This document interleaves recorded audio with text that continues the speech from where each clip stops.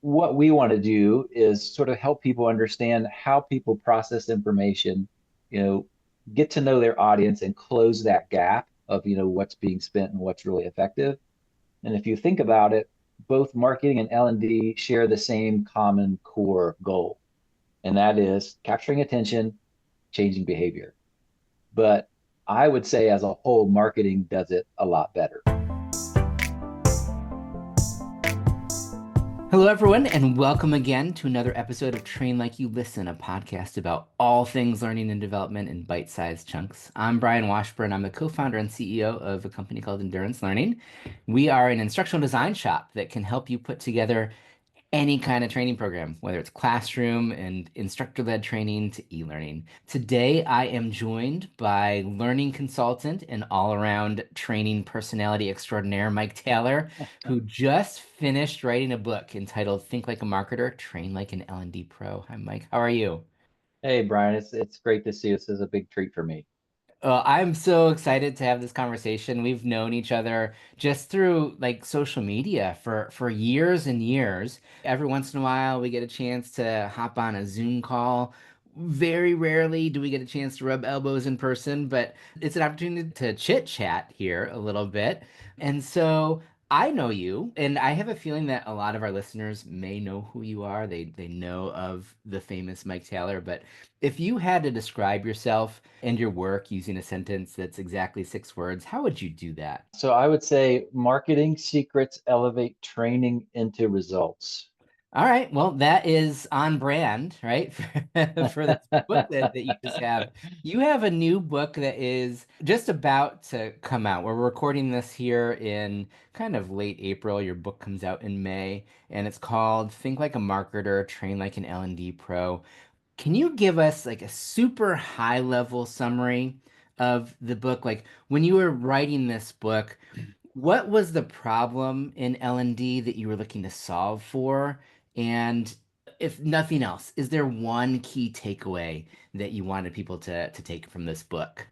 Yeah, absolutely. So most L&D kind of has a tendency to focus, they're going to jump straight to content and Hmm. without very much thought about how do we capture attention and our ultimate goal of driving action. So depending on where you get the numbers from, there's somewhere in the neighborhood of $400 billion spent every year on training.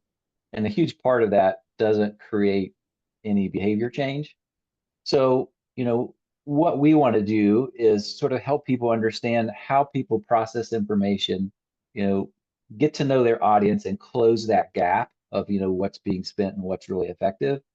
And if you think about it, both marketing and L&D share the same common core goal, and that is capturing attention, changing behavior. But I would say as a whole, marketing does it a lot better. Like if you were to just take a look at my children, they would absolutely agree with that. At like all the messages that they get, whether it is on TikTok or on commercials or whatever it might be that they're being marketed to, they are moved to act, to purchase, to do something. And yet, when we talk sometimes with some of the people that we train, they're not always moved to act, which is really, it's fascinating. Is that the big takeaway? Like marketing, hey, marketing, advertising, we've kind of cracked the code in terms of getting people to act, or is there a different takeaway that you had? Well, I think if you think about marketers, if you spend any time kind of taking a closer look and looking deeper at what they do, like they are primed and have been experimenting and perfecting sort of this science of engagement for decades, Hmm. right? And they're using psychology and behavioral economics and all these things to create messages that stick. And if you compare that to a lot of L&D approaches, there's a lot of text and it's, a lecture and all that sort of stuff. It just doesn't line up with the way people process information and the way that our brains work. So, for example, you mentioned your kids, but it's not just a generational thing. I'm certain that all of us can go back to our own childhood or even, recent times, decades ago, whatever. You probably still have commercials and marketing messages that you can know by heart and that probably still to this day evoke a feeling and an emotion that you'll have your entire life, right? And Yeah, two so, all beef patties, special sauce, lettuce, cheese, pickles, onions on a sesame seed bun. Yes. or yes, like, hey, Mikey, he likes it. Like Yep. that's how I'm really old, right? Like that's an Of old course. commercial. I still have it. It's just from my childhood. And so, when I see those powerful ads that make you feel something like instantly and compare it to, some text laden slide, like it's a really, really striking difference. And I think, one of the biggest things is marketers understand. Um, Daniel Kahneman, if you read his book, Thinking Fast and Slow, it's all about this dual processing theory of the way we process information. So marketers get that and they understand that it's a combination of these two types of thinking. So Daniel Kahneman calls them system one and system two. System one is the quick, emotional, reactionary, super fast, super powerful. We can't turn it off. Like we see a shadow move and we jump or something, which drives the vast 98% of our behaviors and decisions are subconscious and automatic, but it has to work in conjunction with that slower analytical thinking.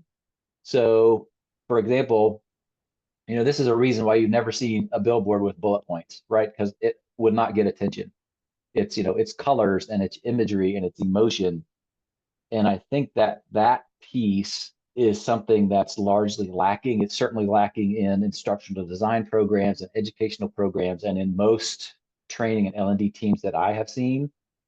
Like it's a simple concept to implement, and that's another cool thing about it. Like you don't have to buy a bunch of expensive tools or get this big extensive training. Like it's really a perspective and a mind shift that anybody can do, and that's the coolest thing.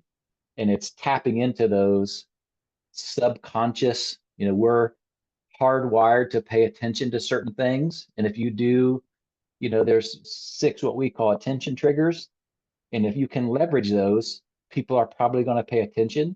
And if you can get them to lean in, that first impression is super important because it colors everything that comes after that. I love where you're going with this and some of what you're like I've known you for a while like and you have been fascinated by this crossover between L&D and marketing for years. You and I co-facilitated a session like 10 years ago on this topic at a training magazine conference. What is it about the overlap between marketing and L&D that has had you focused on this for so long? Well, it's really, that connection and crafting experiences and messages, that use both of those levels. We're all really familiar with the marketing aspect and the memory we were just talking about. But we can do that with learning stuff and we can do important things, but still have some personality and some humanness to it. As a matter of fact, part of my day job, I work in a cybersecurity group, which is not exactly thrilling content, but I send a newsletter every 2 weeks and I try to be humorous and I try to like understand there's a human on both ends of this conversation. And I think a lot of times training people, they're working intuitively, largely based on what they have experienced in school or in other places. Yes. And that's usually a problem. And Yes. so digging into, part of my favorite thing about this book was, I've got all of these thoughts and ideas and I'm fairly confident, but really digging into, what's behind this stuff and is there research that supports it? And there is, and there's a ton of it and it's great. Like I said, Yeah, it's simple to implement. and so speaking of this idea of simple to implement, right? So there's lots of good ideas out there and yet we don't put them into action. So if somebody is listening right now thinking this all sounds great and I'm super busy. I have my own system, but fine, I'll bite. What is one specific thing that you think that somebody could do tomorrow to begin putting some of these ideas, or at least an idea, to work for them? Yeah, I love this question because before we started writing the book, goal number one was it has to be practical. So each chapter at the end has got here are activities and things you can do today, right? So even if you don't read the whole book, you can still go to, oh, this chapter I'm interested in. You'll get stuff to do immediately, right? So day one. So in the book, we talk about we have an acronym. It's SURE. We call it SURE principles, SURE. So I'm going to give you four, and anybody can pick their favorite one. Okay. The S is for simple. So this is readability. Don't use a three-syllable word when you can use a simple one-syllable word, things like that. So cognitive ease, all this stuff. And it's also amazing how well the marketing stuff lines up with the learning science stuff as well, as a side note. So for simple, one super simple thing that anybody could do today is run your training content through a readability tool. So Word has it, Hemingway, Grammarly, take your pick. As a general rule, we aim, most people in America read about a seventh or eighth grade reading level. And if you could shoot for that, it's not dumbing things down. It's just making it more accessible and simple and easier to understand. So there's uh, learnability is a good proxy. Readability is a good proxy for learnability. So check your readability levels. And when you say tool, are you talking about like PowerPoint slides? Are you talking about handouts, all of that stuff? Yes, all of the above. Anything Okay. that people on the other end are consuming. Hmm. Um, Okay. so just making it more accessible, easier to process, Yep. cognitive fluency. So that's the S, that's for simple. The second one is useful. So ask yourself, what specific problem does this solve? If you can't answer that question, that's a big problem. This requires having an understanding of your audience. And this is a common, I think, pitfall of a lot of training teams is they want to jump straight to content, but they don't know the context in which that's being consumed. So we have a chapter in the book talking about learner personas as one way. There's other ways. So pick your favorite way, but know your audience as well as possible. And then put that value. So if you can figure out what specific problem it's solving, put it at the very front. Don't make me go through 8 pages of objectives and mission statements and all that stuff because it's too late. Hook them up front. I sort of kind of call it parachute in, right? Put it right up front so that they know. Hook them. Marketers start use term, what's your hook for this content? So Okay. second easy thing to implement would be what's the specific problem that you're solving for your learners? Hmm. The R is for resonant, so emotionally resonant. Our brains are wired for emotion, for story. So how can you intercede or interject some brief, emotionally compelling story to make it memorable? So facts and figures just don't cut it. It's why do I care about the facts and figures? What do the facts and figures mean? Humor is a good thing. Can you add a little personality? Easy. These are all easy things anybody could do on zero budget. Yep. And then the last one, the E is for easy to skim, easy to process. So if you have much text, if it's a document type thing or a manual or instructions, break that up using headings, subheadings that can help people find what they're looking for. We're skimmers and scanners. We're not really, read everything.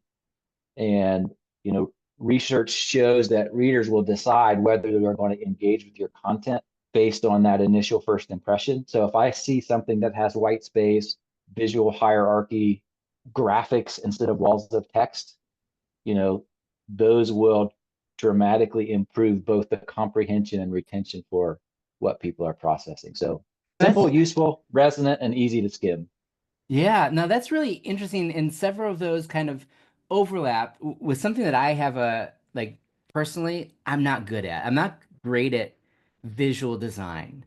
So for somebody like me, like when I was asked to go out to do a session about the visual design of handouts, my team laughed at me because of anybody on the team, I'm the worst person when it comes to visual design. We have somebody else on our team who's fantastic on it, and she makes all of my slides look so good. Now, for those who are listening who are a little bit like me, who are like, these sound like great, but I'm not good with PowerPoint. Like bullet points are my comfort zone.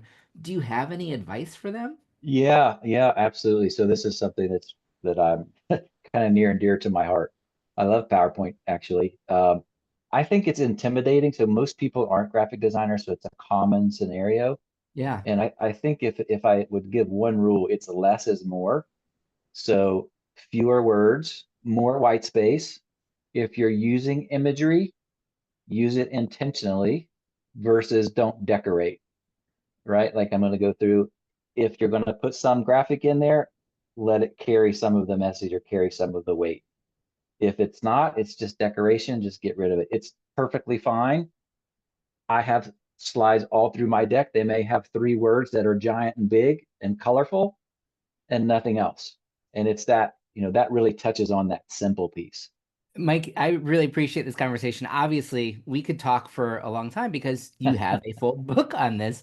Think Like a Marketer, Train Like an L&D Pro, which is out in May 2025. Beyond that, where can people find more about you, your work? I know that you have Mike's Friday Finds, which is a weekly newsletter that you send out, and I find it super valuable. There's always interesting articles in there. If ever I'm thinking about what am we going to do for our team meeting this week? What can we discuss? What's a hot topic? What's a piece of research? There's something in there. And so, where can people find out more about you and your work? Yeah, so my personal website, mike-taylor.org, is where you can sign up for the newsletter. The book website is trainlikeamarketer.com. So we have handouts and blog posts and presentation decks and stuff there. And then LinkedIn, I'm pretty active on LinkedIn and easy to find there as well. Excellent. Well, Mike, thank you so much. It was great to connect again, if only so briefly, for this conversation. And for everybody else who's listening, thank you so much. If you found this helpful, find a link to this and share it on LinkedIn. I mean, you can share it on other social platforms or whatever, but I think LinkedIn is probably the best place to share any of these conversations if you find them helpful. If you ever want to nerd out over anything training related, let's grab virtual coffee. Send me a note. And until next time, happy training, everyone. Thank you for listening to the Train Like You Listen podcast. Brian and the team at Endurance Learning offer a range of products and services to support almost every learning and development need, including Train the Trainer workshops, custom e-learning development, and the award-winning training development platform, Soapbox. You can learn more about all of these and get a wealth of free resources at endurancelearning.com or by clicking the links in the show notes.